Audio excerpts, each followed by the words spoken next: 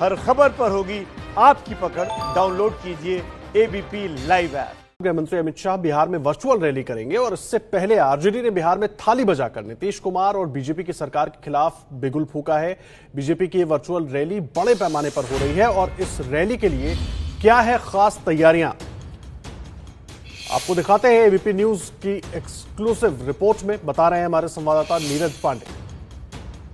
Bharatiya Janata party आज से बिहार में चुनावी शंखनाद कर रही है और आज गृह मंत्री अमित शाह बिहार जनसंवाद रैली को संबोधित करेंगे। ये वर्चुअल रैली होगी, यानी कि डिजिटल तरीके से वो भाजपा के केंद्रीय कार्यालय से संबोधित करेंगे और बिहार के करीब 1 लाख से ज्यादा कार्यकर्ताओं से डिजिटली जुड़ेंगे। ये एंट्री पॉइंट है जहां एक गेट बनाया गया है और इस गेट पे प्रधानमंत्री नरेंद्र मोदी का कटआउट लगाया गया है, भाजपा के राष्ट्रीय अध्यक्ष जेपी नड्डा का कटआउट लगाया गया और गृह मंत्री अमित शाह चूंकि रैली आज संबोधित करेंगे उनका एक कटआउट लगाया गया है। सबसे बड़ी बात है, देखिए आज इस रैली में प्रिकॉशंस जो लिए जा रहे हैं, यहाँ पे एक बोर्ड लगाया गया है जहां पे जानकारी दी गई कि फेस मास्क अनिवार्य है, हाथ कैसे धुलें और सारी जो जरूरत की चीजें हैं, किस तरह से संक्रमण से बचा जा सकता है, उसका दिशा निर्देश दिया गया। यहाँ एक सैनिटाइजर की बोतल रखी गई है ताकि केंद्रीय कार्यालय में कोई भी पदाधिकारी या कार्यकर्ता आता है तो अपने हाथ को सैनिटाइज करे। अंदर पूरे केंद्रीय कार्यालय का एंट्री पॉइंट है, अंदर सब सजाया गया है, प्रधानमंत्री के पोस्टर लगाए गए हैं, यहाँ झंडे लगाए गए हैं और अंदर आपको उस मंच की ओर ले चलते हैं जहां काफी दिनों बाद, ये कहें कि करीब 80 दिन से ज्यादा दिनों के बाद खुद गृह मंत्री अमित शाह यहां आएंगे और रैली को आज संबोधित करेंगे।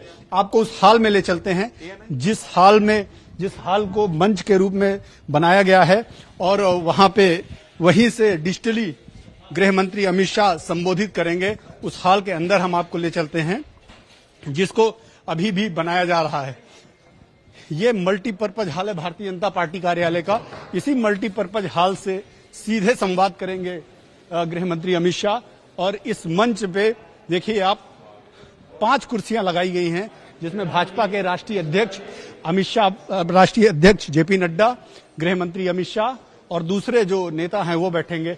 यहाँ पे मीडिया सेल के सब इंचार्ज संजय मयूख हमारे साथ हैं, बिहार के नेता हैं, एमएलसी हैं। संजय जी, आज बिहार के लिए जनसंवाद रैली करने जा रहे हैं गृह मंत्री, क्या कहेंगे? नहीं, ये बिहार की जनता को एक संदेश है, हमने किया है तो हम बता रहे हैं, हमने सबकी सेवा की है जी। कितने लोग जुड़ेंगे बिहार से? देखिए लाखों लाख हमारे बूथ स्तर तक के कार्यकर्ता और आम लोग जुड़ेंगे। यह रैली आशातीत सफलता लेकर आएगी क्योंकि सब लोग जुड़े हैं और लगातार लोग जानना चाह रहे हैं, इसलिए हम लोग सामने हैं, अपने संवाद को कायम कर रहे हैं, इसीलिए जनसंवाद है। ये अपने आप में अनूठा अनुभव, अनूठा प्रयोग है कि पहली बार भारतीय जनता पार्टी के इतने बड़े नेता एक डिजिटल रैली को संबोधित करेंगे। आईटी सेल के इंचार्ज भी हमारे साथ हैं, अमित मालवी। अमित जी, इस पूरे डिजिटल रैली को कैसे आप लोग प्रयोग में ला रहे हैं, किस तरह से इसको सफल बनाने में लगे? देखिए, कोरोना की महामारी के चलते बड़ी संख्या में लोगों का जुटना वर्जित है और उचित भी नहीं है। ऐसे में जब देश भर में इस आपदा के खिलाफ ये मुहिम छुड़ी हुई है, उसमें किस प्रकार लोगों से संवाद किया जाए, इसके लिए टेक्नोलॉजी का, इस वर्चुअल रैली का को माध्यम बनाया गया है और ऐसी अपेक्षा है कि लाखों लोग बिहार से इस कार्यक्रम में जुड़ेंगे। माननीय गृह मंत्री जी जो इस मुहिम की अगुवाई कर रहे हैं वो उनको संबोधित करेंगे। प्रधानमंत्री जी के दूसरे कार्यकाल का पहला साल भी जो पूरा हुआ है उसके उपलक्ष्य में भी जो सारी उपलब्धियां रही हैं वो लोगों के सामने रखेंगे और बिहार को लेकर जो भी आगे की रणनीति है उस पर चर्चा और संवाद होगा। क्या क्या तैयारियां आप लोगों ने की? मैं देख रहा हूं यहाँ पे 4 स्क्रीन भी आप लोगों ने लगाई है।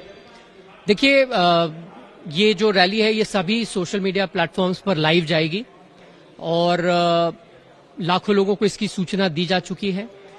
इसके साथ साथ यहाँ पर जो केंद्रीय नेतृत्व रहेगा, प्रदेश में प्रदेश का नेतृत्व रहेगा, इसी प्रकार से हर जिले, हर मंडल, हर शक्ति केंद्र तक भाजपा के कार्यकर्ता इस कार्यक्रम को देखेंगे। तो उनको इस कार्यक्रम से सीधा जोड़ने के लिए ये सारी व्यवस्थाएं बनाई गई हैं ताकि पटना से हमें फीड मिल सके, दिल्ली से मिल सके और जो अन्य स्थानों पे हमारे कार्यकर्ता बैठे उनसे फीड मिल सके। लेकिन जी बिल्कुल, गृह मंत्री जी जो यहाँ से बोलेंगे वो पटना में कार्यकर्ताओं को दिखाई देगा, पटना में जो हमारे प्रदेश अध्यक्ष संबोधन करेंगे वो यहाँ दिखाई देगा, और ये दोनों प्रक्रियाएं एक साथ बाहर देखने वाले किसी भी श्रोता को सीधा दिखाई देंगी। आप देखिए, अपने आप में अनूठा प्रयोग है इस देश में। पहली बार Bharatiya Janata party large scale पे एक बड़ी रैली करने जा रही है जिसमें 1 लाख से ज्यादा लोग जुड़ेंगे, लेकिन ये डिजिटल रैली होगी, यानी कि ये भारतीय जनता पार्टी का केंद्रीय कार्यालय, यहीं से, इसी मंच से गृह मंत्री अमित शाह संवाद करेंगे, भाजपा के राष्ट्रीय अध्यक्ष संवाद करेंगे। और जो मैं पीछे अपने ये दिखा देता हूं, ये स्क्रीन, ये जो बिल्कुल ठीक सामने 4 स्क्रीनें लगी हैं, आप देखिए 4 स्क्रीनें लगी हैं। इन स्क्रीन में बिहार के नेता जुड़ेंगे, बिहार के प्रदेश अध्यक्ष जुड़ेंगे, वहां के जो बड़े लीडर्स हैं वो लोग जुड़ेंगे, और यहां से सीधे गृह मंत्री अमित शाह उनसे संवाद करेंगे। ये अपने आप में एक नया प्रयोग है, या ये कहें कि सही मायने में डिजिटल राजनीति की शुरुआत है। कैमरामैन वरुण के साथ नीरज पांडे, एबीपी न्यूज, दिल्ली। तो देखिए, एक तरफ तैयारी पूरी है अमित शाह की इस वर्चुअल रैली की, और दूसरी तरफ अमित शाह की इस वर्चुअल रैली पर तेजस्वी की पार्टी ने प्रहार किया है। आरजेडी के सांसद मनोज झा ने एबीपी न्यूज से बातचीत में कहा है कि बीजेपी रैली पर पैसा बहा रही है, लेकिन गरीबों तक खाना नहीं पहुंचा रही है। बिहार में आज गृह मंत्री अमित शाह की वर्चुअल रैली होगी, जिसका आरजेडी विरोध कर रही है। हमारे साथ आरजेडी के राज्यसभा सांसद मनोज झा हैं। मनोज जी, किस बात को लेकर आप लोग विरोध कर रहे हैं अगर गृह मंत्री जी वहां पे वर्चुअल रैली कर रहे हैं तो? देखिए, बेसिकली अगर कहिए तो इस विरोध को समझने के लिए रॉकेट साइंस की जरूरत नहीं है। पहले लॉकडाउन से लेकर के तीसरे लॉकडाउन तक सत्ता प्रतिष्ठान से हमने एक शब्द उनके मुंह से नहीं सुना प्रवासी मजदूरों को लेकर के। मैं दावे के साथ देता हूँ, 3rd लॉकडाउन तक यहाँ जिंदगियां बिखरी पड़ी है।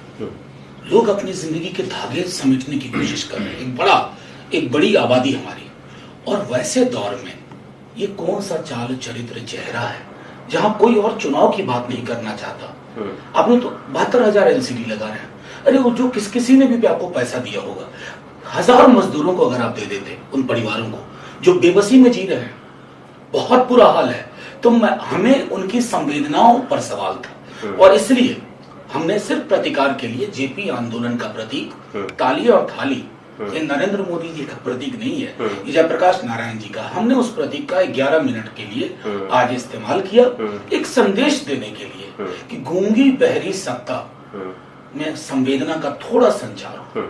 लेकिन मनोज जी, एक सच्चाई ये भी तो है कि चुनाव बिहार का सर पे आ चुका है, और अगर कोई पार्टी उसमें चुनाव की तैयारी कर रही है, भले ही वो सत्ता पक्ष की हो, तो ऐसे में उसका अधिकार भी तो है। देखिए, आज चुनाव से बड़ी सच्चाई क्या है, आप मित्र लोग दिखाते हैं, मीडिया के साथियों, आप लोगों ने बहुत बड़ा काम किया है। नहीं तो प्रवासी मजदूर स्पंदन विहीन उपकरण था सिर्फ इस मुल्क के लिए, आपने उनकी जिंदा दास्तान दिखाई, वो हकीकत नहीं है। दोनों हकीकत में से बड़ी हकीकत अभी कौन सी है? चुनाव जो कि नवंबर में होंगे और हम अभी जून में हैं, या वो कि नवंबर तक हो सकता है वो जिंदगियां पुनः बहाल भी ना हो पाए। हकीकत में प्राथमिकता कौन सी आप चुनते हैं, इससे पता चलता है कि दुनिया की सबसे बड़ी पार्टी होना महत्वपूर्ण नहीं है, एक छोटा दिल होना चाहिए संवेदना के।